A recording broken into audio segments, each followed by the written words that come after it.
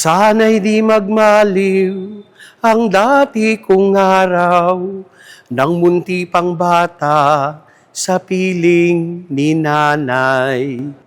Sa lahat ng mga ima, mami, inang, mama, ina, Happy Mother's Day.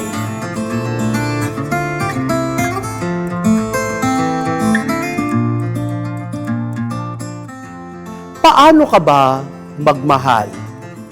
Showy? Mahilig magsabi ng I love you? Mapost ka ba sa Facebook? Mayakap? O tahimik? Hindi masalita, pero ramdam na ramdam sa gawa. Ngayon ay Mother's Day. Ipinapaalala sa atin ang iba't ibang paraan ng pagmamahal ng isang ina. May nanay na sweet magsalita. May nanay na tahimik lamang. May nanay na overprotective naman. Pero pare-pareho kapag nagmamahal. Tinotodo. Yung kahit pagod na, magluluto pa.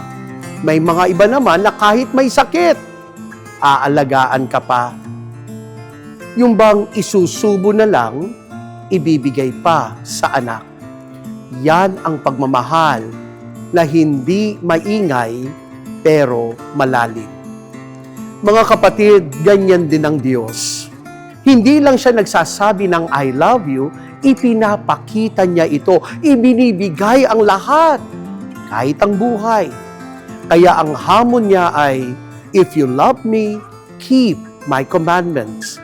Hindi lang salita, kundi sa gawa.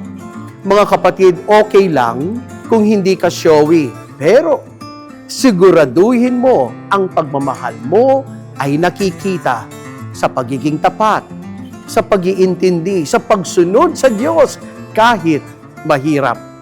Dahil sa huli, tulad ng nag-aalab na pagmamahal ng isang ina, hindi lang naririnig, ito ay nararanasan. Muli, Happy Mother's Day po. Ako si Father Ramil D. Tapang, SSP ng Hello, Halo, Halo.